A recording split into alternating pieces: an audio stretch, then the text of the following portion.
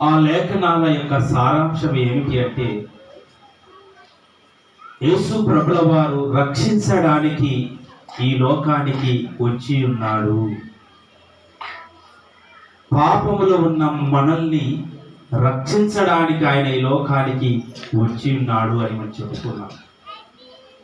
మరలా ఈ దినాన కూడా అదే యేసు ప్రభుల వారిని గురించినటువంటి మాటలు పరిశుద్ధ గ్రంథములు సెలవిస్తున్నటువంటి మాటలను బట్టి మరలా మనం కొన్ని సంగతులు జ్ఞాపకం చేసుకుంటాం. క్రీస్తు చూపిన ప్రేమ మనలో ఉన్నదా? ఎవరికి క్రీస్తు చూపిన ప్రేమ మన అందరిలో ఉన్నదా అని ప్రశ్నించుకొని మన పాఠంలోకి వెళితే, ఆయన ఎంతగా ప్రేమించాడో, ఆయన ఎందుకు ఈ లోకానికి వచ్చాడో, ఆయన ఎంతగా మనల్ని ప్రేమించాడు అన్న సంగతులు లేఖనాలను బట్టి అర్థమవుతుంటాయి. అందుకే కొద్ది నిమిషాలు, ఒక 15 నిమిషాలు 20 నిమిషాలు జాగ్రత్తగా మీ మనస్సుని వాక్యం మీద నగ్నం చేసి జాగ్రత్తగా వినవలసిందిగా కోరుతుంటున్నా. మొదటగా పరిశుద్ధ గ్రంథం నుంచి మొదటి యోహాను పత్రిక 4వ అధ్యాయం 8వ వచన భాగాన్ని మనం జ్ఞాపకం చేసుకుందాం. మొదటి యోహాను పత్రిక 4వ అధ్యాయం 8వ వచన భాగంలో దేవుడు సెలవిస్తున్నటువంటి మాటలు, దేవుడు ప్రేమ స్వరూపి, దేవుడు ప్రేమ స్వరూపి, ప్రేమ లేనివాడు దేవునిని తెలుసుకోలేడు. మొట్టమొదటగా దేవుడి గురించి మాట్లాడుతున్న మాట ఏమిటంటే, దేవుడు ఎవరు అంటే దేవుడు ప్రేమ స్వరూపి అంటున్నాడు. ప్రేమైన దేవుని సంగమా, ప్రియ సహోదరి సహోదరుడా, ఈ మాటలు వింటున్నటువంటి నీవు నేను మొట్టమొదటగా దేవుడు ఎవరు అనగానే ఆయన ప్రేమ స్వరూపి. ఆయనలో ప్రేమ ఉంది, ఆయనలో మంచితనం ఉంది, ఆయనలో సమాధానం ఉంది, ఆయనలో సంతోషం ఉంది. ప్రేమైన దేవుని బిడ్డలారా, ఆయన ప్రేమ స్వరూపి కనుక మనలో కూడా ప్రేమ ఉండాలి అంటున్నాడు. ప్రేమైన దేవుని సంగం, ఆయన ప్రేమ కలిగిన వాడు కనుక మనము కూడా ప్రేమ కలిగి ఉండాలి అని లేఖనాలు సెలవిస్తుంటున్నాయి. దేవుని సంగం, దేవుడు ప్రేమమయుడంటే ప్రేమమయుడే. ప్రేమైన దేవుడు బిడ్డలారా, ఈరోజు మనుషులందరూ బ్రతుకుతున్నామంటే ఆయన ప్రేమించి వర్షాన్నిచ్చాడు. ఆయనను ప్రేమించి, ఆయన మనల్ని ప్రేమించి నేలకు పండే గుణాన్నిచ్చాడు. ఆయన మనల్ని ప్రేమించి మన కొరకు భూమిలో ఎప్పటికీ మలినము కానటువంటి మంచి నీళ్లను భూమిలో భద్రపరిచాడు. ప్రేమైన దేవుని సంఘం, నిజంగా ఎంత ప్రేమమేడో చూడండి. ఇప్పటి వరకు ఈ శరీరాన్ని, మీ శరీరాలను ధరించుకున్న మీరు ఎన్ని కిలోల బియ్యాన్ని ఆహారంగా తిని ఉంటారు ఒకసారి ఆలోచించండి. పుట్టినప్పటి నుంచి ఎన్ని లీటర్ల మంచినీళ్ళు తాగింటారు ఒకసారి ఆలోచించండి. ఎన్ని ఎకరాల పంట నీ శరీరము ఆహారంగా తీసుకున్నదో ఒకసారి జ్ఞాపకం చేసుకున్నది. కాబట్టి నీళ్లను మనము చేసుకోలేరు, భూమిని మనము చేసుకోలేదు. మనల్ని ప్రేమించిన దేవుడు మనకు నేలనిచ్చాడు, ఆ నేలకు పండే గుణాన్నిచ్చాడు, ఆ నేల కింద మలినము కాని మంచి నీళ్లను ఇచ్చాడు. ఎందుకంటే నీవు తినాలి, నీళ్లను తాగాలి, నీవు నా కొరకు భూమి మీద ప్రేమ కలిగి బ్రతకాలి అన్న.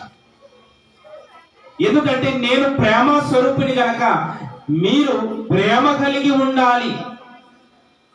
కానీ మనిషి ఏమైపోయాడంటే, మనిషి లోపల అన్నీ ఉన్నాయి కానీ ప్రేమ లేని వాడుగా మారిపోతున్నాడు. ప్రేమైన దేవుని సంఘం, ఆస్తులున్నాయి, ఐశ్వర్యం ఉన్నది, పిల్లలున్నారు, ఇల్లున్నారు, బంధువులున్నారు, బలగం ఉంది, కానీ మనిషిలో ఏమీ లేదు అంటే మనుషులను ప్రేమించే మనసు చచ్చిపోయింది ప్రేమైన దేవుని బిడ్డల. అందుకే ఆయన మనలను ప్రేమించి మరలా ఈ లోకానికి యేసు ప్రభుల వారిని పంపితే నా ప్రేమ గురించి వాళ్ళకందరికీ తెలియజేస్తాడు గనుక, అందుకే ఆకాశమందున్నటువంటి ఆ దేవుని, ఆ ముల్లోకాల చక్రవర్తిని, ఆ పరలోకానికి రారాజుగా ఉన్నటువంటి పరిశుద్ధుడని గాన ప్రతిగానాలు చేస్తుంటే, గడప గుమ్మములు అదిరిపోతుంటే, సకల దేవదూతలు నీతిమంతుడని కొనియాడుతుంటే, అంత గొప్ప దేవుడు మరలా నన్ను ప్రేమించి ఈ లోకానికి రావాల్సి వచ్చింది.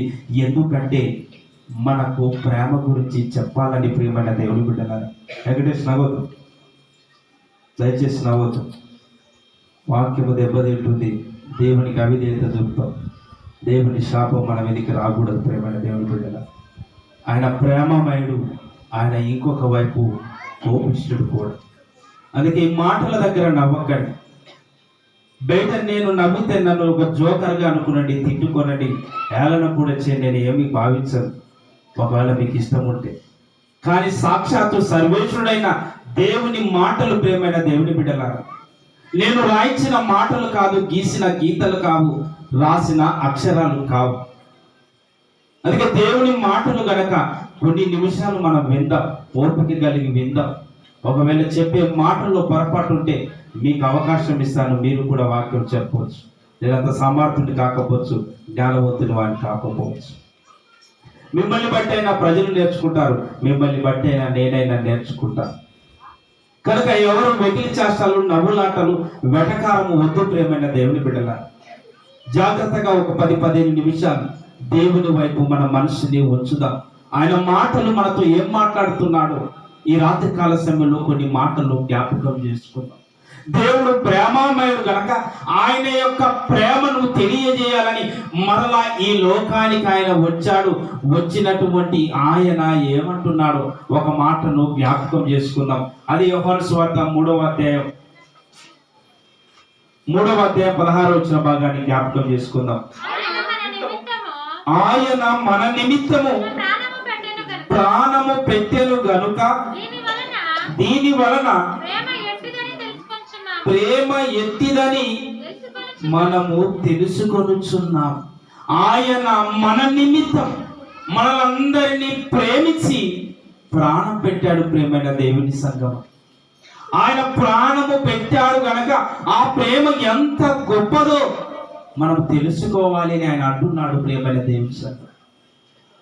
ఆయన ప్రేమస్వరూపిగా ఉన్నాడు. ఆయన దగ్గర నుంచి వచ్చిన యేసు ప్రభుల వారు కూడా ప్రేమస్వరూపిగా ఉన్నాడు. మన కొరకు ఆయన ప్రాణం పెట్టాడు. చివరికి మనల్ని ఈ వాక్యం వింటున్నా నీవు నేను మనమందరం ఎలా ఉండాలో కూడా వాక్యము తెలియజేస్తుంది. ఆ మాటను కూడా పరిశుద్ధ గ్రంథముల నుంచి మనం జ్ఞాపకం చేసుకుందాం. అదే యోహాను సువార్త 3వ అధ్యాయం 11వ భాగాన్ని మనం జ్ఞాపకం చేసుకుందాం. బాగా చదవాలి, బాగా వినాలి. మనము ఒకరినొకడు ప్రేమింపవలనని ఏమంటే మొదటి నుంచి దేవుని యొక్క మాట ప్రియమైన దేవుని సంఘం. మనము ఒకరినొకడు, మనలో ఉన్న మనమందరము ఒకరినొకరు ప్రేమించుకోవాలి. కానీ మనుషులము ఎలా మారిపోయామంటే మనలో ప్రేమ చచ్చిపోయింది. ఒకడంటే ఒకడు అసూయ పెరిగింది, ఒకడంటే ఒకడు కక్షలు పెరిగాయి, ఒకడంటే ఒకడు ద్వేషము పెరిగింది. ఒకడు మంచి పని చేసినా ఇంకొకరికి నచ్చని స్థితిలో సమాజం మారిపోయింది ప్రేమైన దేవుడి బిడ్డల. మనల్ని ప్రేమ కలిగి ఉండమన్నాడు. ఎందుకంటే దేవుడు ప్రేమస్వరూపి. ఆయన దగ్గర నుంచి వచ్చిన యేసు ప్రభుల వారు కూడా ప్రేమస్వరూపి కనుక చివరికి మనల్ని కూడా ప్రేమతో ఉండమన్నాడు. కానీ ఆరంభములోనే ఓ భయంకరమైనటువంటి పాపము భూమి మీద కొరడు పోసుకున్నది ప్రేమైన దేవుని సంఘం. అది 3వ అధ్యాయం 11 కింది వచ్చిన భాగాన్ని చదువుకుందాం. మనము ప్రేమ కలిగిన వారము ఉండాలని, ఒకరికొకడు ప్రేమించుకోవాలని వాక్యము సెలవిస్తుంటే మనుషులు ఎలా మారిపోయారో దేవుడు అంటున్న మాట చూడండి. మనము మనము కయీను వారి వలె ఉండరాదు. కయీను వారి వలె ఉండకూడదు. మనం ఎలా ఉండాలంట? ఎలా ఉండకూడదు అంట? కయీను వారి వలె ఉండకూడదు. ఎందుకు మరి? కయ్యూను మంచోడు కాదా? కయ్యూను మంచోడు కాదా? ఏం ప్రకాశ్ అదా? నాకేం తెలుసాడు? తెలుసా కదా? నాకు అవేం తెలవటదా? కయ్యూను వారి వలె ఉండకూడదు అంటున్నాడు. ఇంతకు కయ్యూను ఎలాంటి వాడు? వాడు దుష్టుని సంబంధి. వాడు దుష్టుని సంబంధి.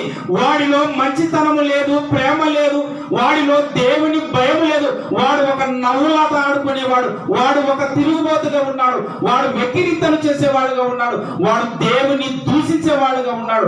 వాడు దుష్టుని సంబంధి అంటున్నాడు.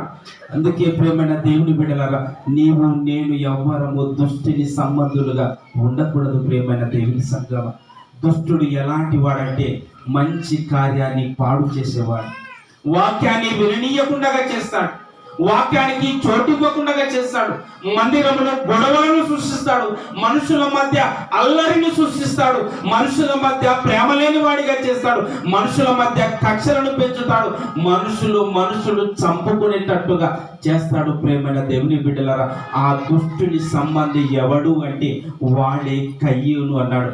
ఆ కయ్యూను ఏం చేశాడంటే, ఒకరోజు ఇద్దరు ఆటలాడుకున్నారు, ఇద్దరు మాటలాడుకున్నారు, ఇద్దరు ఒక తల్లి గర్భాన జన్మించారు, ఓ చెట్టు కింద కూర్చున్నారు, ఓ కంచంలో తిన్నారు, ఓ మంచంలో పడుకున్నారు, ఓ తల్లి రొమ్మును పాలుగా తీసుకున్నారు. ఒక కడుపున పుట్టిన ఒకే అన్నదమ్ములు. ఒకనాడు కయ్యూను కత్తి బట్టి తమ్ముడైన ఏబేల్ని చంపేశాడు. ప్రియమైన దేవుని సంగతి, ఎవరు చంపారు అంటే స్వయాన రక్తాన్ని, తల్లి రక్తాన్ని పంచుకుని పుట్టిన తమ్ముడైన ఏబేల్ని చంపాడు.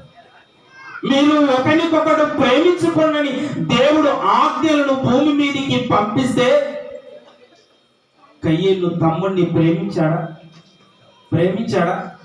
చెప్పాలా? గట్టి చెప్పండి. ఏం తిమ్మన్నా సార్, కానిస్టేబుల్ సార్, ప్రేమించాడా? మరి నీవు మీ తమ్ముడు ప్రేమిస్తున్నావా? మంచిది, దట్స్ గుడ్. దేవుడు అన్న మాట ఏమిటంటే, వాడు దుష్టుని సంబంధి, వాడు దేవుని కుమారుడు కాదు, వాడికి వాక్యము తెలియదు. అవిధేయత నుంచి వచ్చినవాడు కనుక తన తమ్ముడైన ఏబేల్ని చంపాడు. కానీ వాక్యం అన్న మాట ఏమిటంటే, మీరు ఒకరికొకడు ప్రేమించుకున్నని దేవుడు అన్నాడు, కానీ ఒకరికొకడు చంపుకుంటున్నారు. ప్రేమైన దేవుని సంగతి, ఇది చూసిన దేవుడు బాధపడ్డాడు. నేను ప్రేమించి పిల్లలని భూమి మీదకి పంపితే, ప్రేమ కలిగిన మనుషులుగా ఉంటారని ఆశపడితే, తల్లి బిడ్డల మధ్య ప్రేమ ఉండాలి, అన్నదమ్ముల మధ్య ప్రేమ ఉండాలి, అక్క చెల్లెల మధ్య ప్రేమ ఉండాలి, సంఘములో ప్రేమ ఉండాలి, సమాధానం ఉండాలి, సంతోషం ఉండాలని నేను ఆశపడి మనుషులుగా తల్లి గర్భంలో నుంచి భూమి మీదకి, పుడమి మీదకి మనుషులందరినీ నేను పంపిస్తే, ఈ మనుషులలో పాపము పెరిగింది, కక్షలు పెరిగాయి, అసూయ పెరిగింది. అందుకే వారు దారి తప్పిపోయారు. దారి తప్పిన ఈ ప్రజలకు మరలా ప్రేమ మాటలు చెప్పి దారిలోకి నడిపించడానికి యేసుప్రభుల వారు వచ్చారు. ప్రేమైన దేవుని బిడ్డల, స్వయాన తమ్ముడిని చంపిన కయ్యూను, ఒక తల్లి గర్భంలో పుట్టిన వీరు, అక్కడే పాపము ప్రారంభమై, అక్కడే పాపము పురుడు పోసుకొని ఈ రోజు మనుషుల మధ్య, సంఘము మధ్య, దేశముల మధ్య, చివరికి దేశాల మధ్య కూడా చివరికి హత్యలు, మానభంగాలు పెరిగిపోయాయి. కానీ ప్రియ సహోదరి సహోదరుడా, నిన్ను దేవుడు అడుగుతున్నాడు. మనము ఒకరికొకడు ప్రేమించాలని దేవుడు సెలవిచ్చాడు కదా. మరి నీవు నీ ఇంటి వారిని ప్రేమిస్తున్నావా? నీవు నీ తల్లిని ప్రేమిస్తున్నావా? నీ తండ్రిని ప్రేమిస్తున్నావా? నీతో పుట్టిన తోబుట్టులుగా ఉన్నారు కదా, అన్న, చెల్లెలి, తమ్ముడు, అక్క, నీతో పాటు కలిసి సంఘం ఉంది కదా, నీతో పాటు కలిసి ఆరాధనకు వచ్చే స్నేహితులు ఉన్నారు కదా. మనుషులను నువ్వు ప్రేమిస్తున్నావా? ఆవిడ పండుగలు చేసుకొని కొత్త బట్టలు కట్టుకోవడం కాదు ప్రేమల దేవుడు. యేసు చెప్పిన మాటలు అతి ప్రాముఖ్యమైన మాట ఏమిటంటే ప్రేమ కలిగి ఉండండి. అతి విలువైన మాట. మనుషుల మధ్య ప్రేమలు ఉండాలి, మనుషుల మధ్య అభిమానాలు, సంతోషాలు, అనురాగాలు ఉండాలని దేవుడు కోరుకున్నాడు. కానీ ఈరోజు కక్షలు, కలహాలు, గొడవలు, ద్వేషము, అసూయ పెరిగిపోయింది ప్రేమైన దేవుని బిడ్డల. అందుకే చివరిగా దేవుడు అన్న మాట, ఒక మాట చెప్పి నేను ముగిస్తాను. చివరి మాటగా చెప్పి 4వ అధ్యాయం 20 వచనం చివరి మాట నేను ముగిస్తాను. మీలో కొందరు అనుకుంటున్నారు ఎప్పుడెప్పుడు వాక్యం ముగిస్తే బాగుందని అనుకుంటున్నారా? చెప్పాలనుకుంటున్నారా? చెప్పాలనుకున్న వాళ్ళు గట్టిగా చప్పట్లు కొట్టండి. వద్దనుకున్న వాళ్ళు కూడా కొట్టొద్దు. చదువుకుందాం చివరి మాట. ఎవడైనను మీలో ఉన్నవాడు ఎవడైనను వాక్యము చెప్పిన నేనైనను, పాతవాడిన నీవైనను, కానుక ఇచ్చిన నీవైనను, కూర్చున్న నీవైనను, తబల కొట్టిన వారైనా, సంగీతము వాయించిన వారైనా, బైబిల్ చదివిన వారైనా, వాక్య పఠనం చేసిన వారైనా, ఎవడైనను, వాడు ఉద్యోగస్తుడైనా, ఉద్యోగం లేని వాడైనా, రాజైనా, సామానుడైనా, సామంతుడైనా, ఎవడైనను, ఏ సంఘము వాడైనా, క్రీస్తును నమ్మిన వాళ్ళది ఎవరైనా కావచ్చు, అది ప్రాంతము, వర్గము, కులము, దేశము కాకుండా ఎవడైనను నేను దేవునిని ప్రేమించుచున్నానని చెప్పి, నేను దేవుణ్ణి ప్రేమిస్తున్నానని గొప్ప గొప్ప మాటలు చెప్తుంటారు ఒక్కొక్కరు. నేను దేవుణ్ణి ప్రేమిస్తున్నాను అందుకే పాట పాడుతున్నాను, నేను దేవుణ్ణి ప్రేమిస్తున్నాను అందుకే కానుక ఇచ్చాను, నేను దేవుణ్ణి ప్రేమిస్తున్నాను అందుకే తబల కొడుతున్నాను, నేను దేవుణ్ణి ప్రేమిస్తున్నాను అందుకే వాక్యం చెబుతున్నాను, నేను దేవుణ్ణి ప్రేమిస్తున్నాను అందుకే అందరికీ భోజనం పెడుతున్నానని మనుషులు అనుకుంటుంటారు. కొందరు అలాంటి వారు కూడా ఉన్నారు ప్రేమైన దేవుని బిడ్డల. ఇప్పుడు మాట్లాడుతున్న మాటను జ్ఞాపకం చేసుకోండి. ఎవడైనను నేను దేవుడిని ప్రేమిస్తున్నానని చెప్పి తన సహోదరుడు సహా ప్లస్ ఉదరుడు, ఉదరములో నుంచి వచ్చిన వాడు, అది అన్నైనా, తమ్ముడైనా, చెల్లైనా, అక్కైనా, ఉదరములో నుంచి వచ్చిన వాడే సహోదరుడు. లేదా రక్షణను బట్టి యేసుక్రీస్తు వాక్యాన్ని పొందుకున్న వాడైనా కావచ్చు. కనిపించే నీ సహోదరుని మరి చదవాలి. Once again repeat sentence. ఎవడైనను నేను దేవునిని ప్రేమించుచున్నానని చెప్పి తన సహోదరుని ద్వేషించిన ఎడల అతడు అబద్ధికుడగును. నేనైతే దేవుని ప్రేమిస్తున్నాను కానీ ఈ సంఘానికి వచ్చే సహోదరులందరినీ ద్వేషిస్తున్నానంటే నీవు అబద్ధికుడవు, అన్యాయస్తుడు. అబద్ధికులకు దేవుని రాజ్యం ఉంటుందా? అంటే పరలోకానికి మనం వెళ్ళాలి అంటే భూమి మీద ప్రేమ అనే విత్తనం అది వేయాలి ప్రేమైన దేవుని సంఘం. అది అన్నదమ్ముల మధ్య, సహోదరుల మధ్య, సంఘము మధ్య ప్రేమ అనే విత్తనము వేస్తేనే ఒకరి ఎడల ఒకరు సంతోషము, సమాధానం ఉంటుంది. ఒకడు అనుకుంటున్నాడు నేను దేవుణ్ణి ప్రేమిస్తానని అనుకుంటున్నాడు, కానీ సహోదరిని ద్వేషిస్తున్నా. వాక్యం వింటున్న నీవు నేను ఎలా ఉన్నా? సహోదరుడుగా అన్న కష్టాలు ఉన్నప్పుడు తమ్ముడిగా ఏ రోజైనా పలకరించావా? సహోదరిగా అక్క కష్టాలు ఉన్నప్పుడు చెల్లిగా ఏ రోజైనా పలకరించావా? తండ్రిగా కష్టాలు ఉన్నప్పుడు కుమారుగా ఏ రోజైనా ప్రేమతో నా కొరకు ఎండలు వానలు తడిసి రాత్రనక పగులనక కష్టపడి మమ్మల్ని పెంచి పెద్దవాడిగా చేసావు, ఈ రోజు మనసాన పడ్డావు కదా నాన్నని ప్రేమతో పలకరించి హక్కున చేర్చుకున్న కుమారుడుగా సహోదరుడా నీవు ఉంటున్నావా? దేవుని నమ్మడం అంటే మేడగదులు కట్టుకోవడం కాదు, ఉద్యోగాలు చేయడం కాదు ప్రేమైన దేవుని బిడ్డల. It's a beginning sentence. ప్రారంభపు మాట ఏమంటుందంటే నువ్వు ప్రేమ కలిగి ఉండాలి. నువ్వు దేవుణ్ణి ప్రేమించుచున్నావు కనుక నీలో కూడా ప్రేమ ఉండాలి. ఎందుకంటే నేను ప్రేమ కలిగిన వాడిని, నేను పంపించిన క్రీస్తు ప్రేమ కలిగిన వాడు. క్రీస్తు వాక్యము విన్న మీరు కూడా ప్రేమ కలిగిన వారుగా ఉంటేనే మన అందరికీ పరలోక రాజ్య ప్రేమైన దేవుని బిడ్డల. కానీ మనుషులు ఎలా మారిపోయామంటే ఒకే ఇంట్లో అన్నదమ్ములు ఉంటారు కానీ మాటలు మాత్రం ఉండవు ప్రియమైన దేవుని బిడ్డ. ఒకే సంఘానికి ప్రార్థనకు వెళ్తుంటాం, ఒకే రొట్టెలో చెయ్యి వేస్తుంటుంటాం. అయ్యో ఇది యేసు ప్రభుల వారి శరీరం చెయ్యి వేసి రొట్టెను తీసుకున్న మనం, కానీ మన పక్కల ఉన్న శత్రువును చూసి మాటలు మాట్లాడుకోలేకపోతాం. అందుకే ప్రియ సహోదరి సహోదరుడా, ఈ క్రిస్మస్ను బట్టి నీలో నాలో రావాల్సిన మార్పు ఏమిటంటే, నేను క్రీస్తుని ప్రేమిస్తున్నాను కనుక నేను క్రీస్తుని ప్రేమిస్తానని నిర్ణయం తీసుకో. నేను క్రీస్తుని ప్రేమించాను, అందుకే మనుషులందరినీ క్రీస్తు ప్రేమలో నడిపిస్తానని జ్ఞాపకం చేసుకోవాలి. ఎందుకంటే ఈ ప్రేమ లేకుండా నువ్వు చచ్చిపోతే నరకానికి వెళతావు. ఆ నరకానికి వెళ్ళకూడదు. అక్కడికి వెళ్ళిపోక ముందే భూమి మీద ప్రేమ కలిగి ఉండాలి అని వాక్యం సెలవిస్తుంది. ధనవంతుడు తనకిష్టమున్నట్టుగా బ్రతికాడు, తనకిష్టమున్నట్టుగా సుఖించాడు, సంతోషించాడు, ప్రేమ లేని వాడిగా మారాడు. లాజరు మాత్రం కష్టాల్లో ఉండి దేవుణ్ణి ప్రేమించి పరలోకానికి దగ్గరికి వెళ్ళిపోయాడు. ప్రేమైన దేవుని బిడ్డల, అందుకే నేను క్రీస్తుని ప్రేమించడమే కాదు, దేవుణ్ణి ప్రేమించడమే కాదు, నీ చుట్టూ ఉన్న వారిని ప్రేమిస్తే నువ్వు పరలోకానికి వెళతావు. చివరి మాట, ఒక మాట చూడండి, చివరి మాట 15 వచ్చిన భాగం, 3వ అధ్యాయం 15 వచ్చిన భాగం. తన సహోదరిని ద్వేషించువాడు నరహంతకుడు. తన సహోదరిని ద్వేషించువాడు, అది సంఘంలో ఉన్న వారినైనా ఇంటిలో పుట్టిన వారిని ఎవరినైనా నీవు ద్వేషించావా, నీవు తిట్టావా, నీవు బూతులు మాట్లాడావా, అది దేనితో సమానం? బైబిల్ భాషలు అంటే దేనితో సమానం? సహోదరిని ద్వేషించిన వాడు నరహంతకుడు. నర ప్లస్ హంతకుడు, నరుని హతము చేసిన వాడితో, చంపిన వాడితో సమానం. చంపిన వాడికి యావజ్జీవ శిక్ష, జైల్లో వేస్తారు. చంపిన వాడికి పరలోకం ఎలా ఇస్తాడు దేవుడు?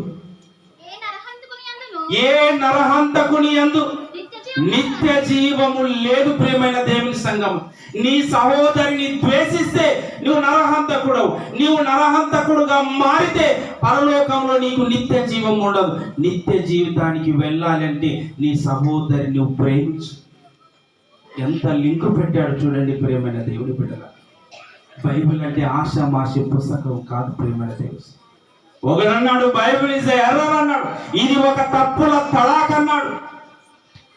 బైబిల్లో అనేకమైనటువంటి మిస్టేక్స్, అనేకమైనటువంటి తప్పులు ఉన్నాయన్నాడు. It's not a word of God కాదు, ఇది దేవుని మాట కానే కాదు, ఇది ఒక ఎర్రర్ తప్పుల పుస్తకము, అందుకే దీన్ని నమ్మకూడదని టీవీ 9లో మాట్లాడాడు. ప్రేమైన దేవుని బిడ్డల, అంతో ఇంతో వాక్యం తెలిసిన వాళ్ళకు కూడా నిజమేనేమో, బైబిల్లో తప్పులు ఉన్నాయేమో అనుకొని బలహీనులైపోతారు. చివరికి ఏ మత శాఖలలో విహెచ్పీలు, ఆర్ఎస్ఎస్, బజరంగదళు కలిసిపోతున్నారు మన పిల్లలు. ఎందుకంటే బైబిల్లో తప్పులు ఉన్నాయని తప్పుడు బోధన చేసి పిల్లలందరినీ ఇంకొక వైపు తిప్పుతున్నారు ప్రేమైన దేవుని బిడ్డలు.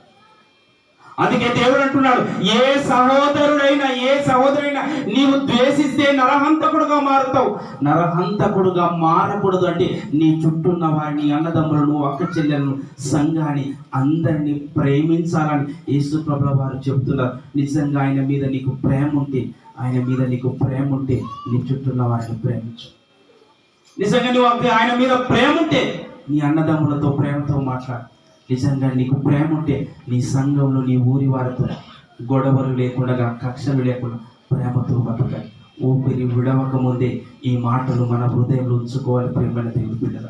మరలా వచ్చే డిసెంబర్ 26కి మనలో ఎవరు ఉంటామో, ఎవరు వెళ్ళిపోతామో తెలియదు, ఎవరు ఎప్పుడు కన్ను మూస్తామో తెలియదు.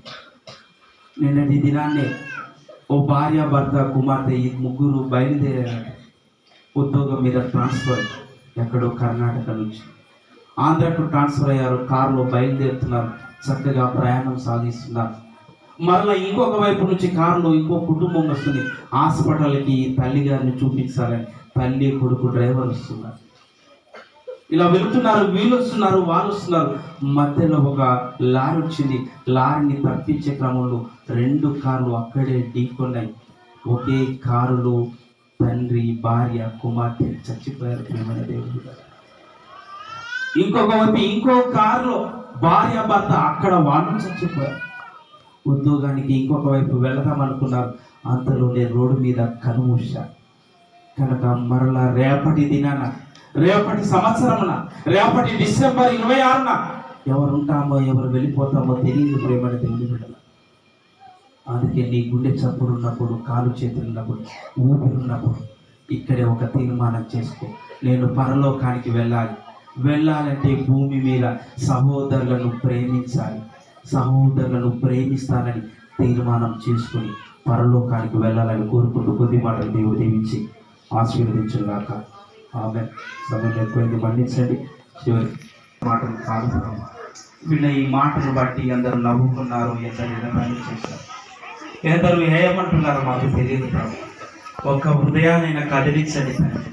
1000 రూపాయలు మందిరంలో పెట్టి ఇంత ఖర్చు పెట్టి మనుషులు మారకపోతే నిజంగా అది నష్టం ప్రభు. ఈ మాటలు విన్న నీ బిడ్డలందరూ మార్పు పొంది పరలోకానికి రావాలని కోరుకుంటూ ప్రభు మరి మమ్మల్ని అందరినీ వల్ల దీవించి ఆశీర్వదిస్తున్నాం. యేసుక్రీస్తు నామమున అడిగి వేడుకుంటున్నాం తండ్రి. ఆమేన్. ఈ సమయంలో అర్చిత